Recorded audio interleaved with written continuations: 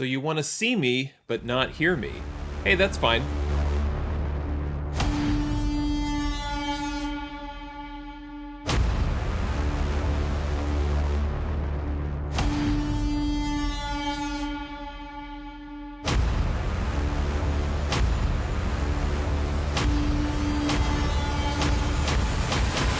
Hey there, today I have an unboxing video, and in this video I'm going to open up an order of comic books that I placed with Things from Another World as I continue with sort of, I guess, this retro train of ordering from places that I said I had moved on from, or, I'm just not a regular customer of.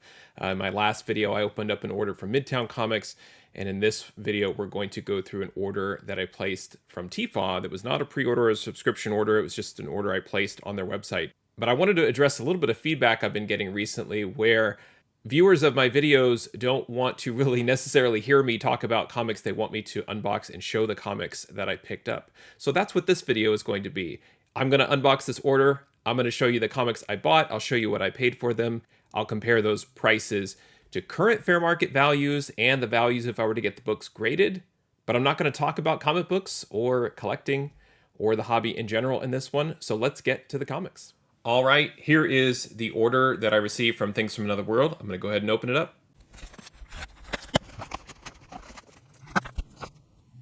All right, thank you, Things from Another World. Looks like they included a handful of free comic book day books. So I want to open those real quick and see which books I got. I did not order these specifically. They just included them. Girl Taking Over, #1 from DC. Star Wars High Republic Adventures, #1. And the Spider-Man Venom, #1. Those are the 3 free comic book day books that TFAW included for free. So thank you for that.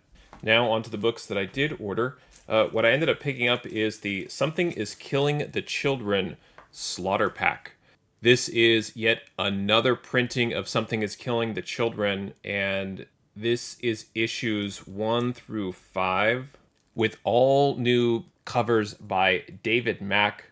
And I placed this order while Things from Another World was having a sale, and I got all 5 books for just a little over $13. And I really thought that as a Something is Killing the Children fan, I thought this would be a good pickup. Next is Fantastic Four 47, another Russell Dodderman character cover variant. And I realized I ordered these from Midtown. I also ordered a copy from Things from Another World, trying to get as many of these in a 9.8 as I can. Same for Mary Jane and Black Cat, #4, the Black Cat version of this variant. This is the standard version with the trade. There is also an incentive without the trade that I'm on the lookout for, but love picking up these covers anytime I can get them, including She-Hulk #4. And these were all open order, so I got these for essentially cover price plus the sale discount. Next is Star Wars The High Republic #1. This is the latest volume of Star Wars The High Republic.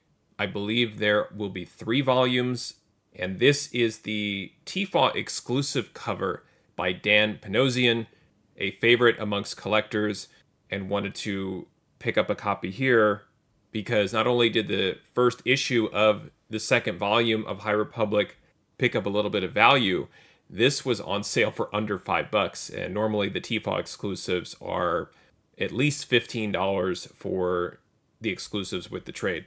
And then the last 2 books were incentive covers. This is She-Hulk #1, and this is the Art Germ 1 in 100. Gorgeous book here. As an Art Germ fan, I'm trying to pick up essentially any book that he does the cover for.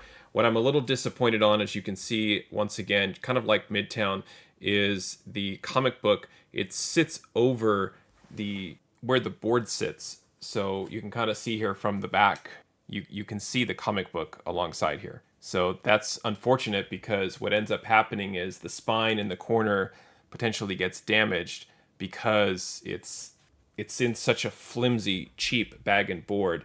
TFAW will charge you too for their bag and board service, and then they ship, just like Midtown, in really cheap materials.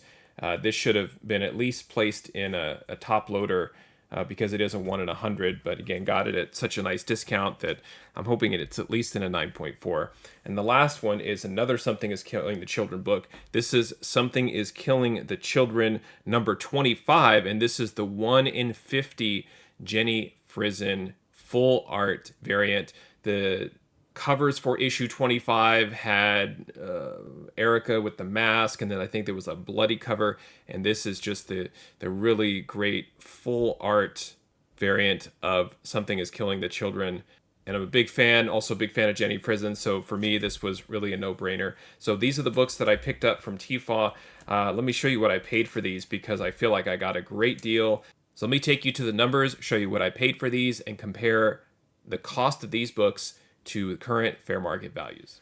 All right, here is that order that I placed with Things from Another World on May 6, 2023. I was invoiced $83.53 for the order. I ordered 11 comic books total. It was 6 comic books plus the 5 Something is Killing the Children comics in the Slaughter pack. And then those additional free comic book day books that were included, I got 3 extra, but I'm just counting the 11 books here. And to keep things fair, I put the bag and board service here. I don't know which comic specifically I was charged the bag and board service on. 30 cents per comic plus $6.75 shipping and handling. And then I determined TFAW's tax rate of 8.6% for each book so that I can see here in column L what was my actual cost with the tax rate and then with the additional fees distributed across the 11 books here. In column Z, I can see my total cost here summarized that matches the invoice. Now, I think I got a pretty good deal on these books when you're talking about for reprints of the first 5 issues of Something is Killing the Children, $3.30 each for those. Star Wars, The High Republic, the TFAW exclusive, $5.58. $33.28 for the Art Germ She-Hulk 1 in 100. The Dodderman variants ended up being roughly cover price or probably a cost that you typically have at other online stores. So not really a steep discount there, just me loving that variant and wanting to make sure I get as many copies of those in a 9.8 or have 9.8 candidates as possible. And then Something is Killing the Children number 25, the 1 in 50 for $16.99. I really felt like those were just deals I couldn't pass up. Now, if I compare the numbers here in column Z, the total cost, against column U, which is the cover price fair market value, and I look at the raw value add just for the books as they are, you can see that I added $120.47 of raw comic book value to my collection. And I thought it was because of the She-Hulk book getting it so cheap, or relatively cheap, I think. It has a cover price fair market value of $64 with a value add of almost $31 by itself. But really, it was the High Republic number 1, the Dan Panosian store exclusive, where cover price is reporting that book as being valued at $53. I do not believe that that's completely accurate. However, it is still attracting some attention and has some value, and I just felt like a store exclusive that normally is $15 to get it for $5.58. It was worth it. The 1 in 50 Something is Killing the Children, a $13 value add there. And you can see across the Slaughter packs, particularly issue 1, I think is always collectible at some level and some degree. That had a cover price of $15 by itself, and that is about what I paid for the 5 books in total. So the others kind of came along for the ride there. Those Dodderman character iteration covers, not really increasing in value, just kind of a personal thing for me to want to acquire those and add those to my collection.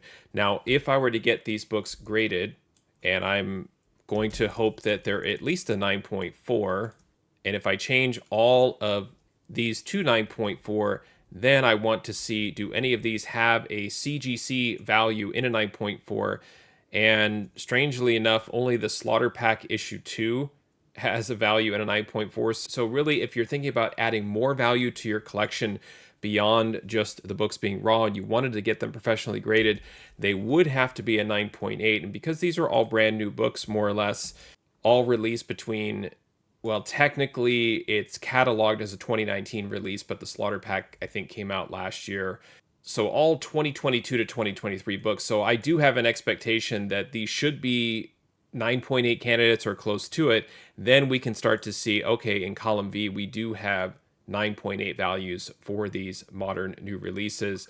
And this is where the Artgerm 1 in 100, to me, it was worth it to pay the 33.28 in total raw, because it has a graded potential of $166.50. The slaughter pack of Something is Killing the Children #1, that variant, even though I think it's like a 9th printing or something like that, has a CGC 9.8 value of $67.50. In fact, all of the issues within the slaughter pack bundle have at least a kind of get your money back situation if it's a 9.8, if you did want to get them graded and move them down the road. Otherwise, just really nice David Mack covers to add to your collection. And again, the Russell Dodderman books, not a lot of crazy value here in a 9.8. The She-Hulk #4, $45, not too bad. But then if I look to see what is my potential if I wanted to add, but then if I wanted to see the potential, if I were to send all these books in for grading, is there an opportunity to add value to my collection in terms of slabs? And not a whole lot, $132.20 total here. Again, mainly driven by the Artgerm #1. So I'm hoping that's a 9.8. I'm a little discouraged because of the bag and board situation. And so those are the numbers, and I think I did a pretty good job of finding a nice selection of books, especially the Artgerm 1 in 100 on a discount. Let me know what you think of this order. You can leave a comment down below. Please also consider becoming a Moneyball Comics YouTube channel member, where you can get early access to these videos and a chance to participate in my monthly giveaways. Thanks for watching, happy collecting, and see you next time.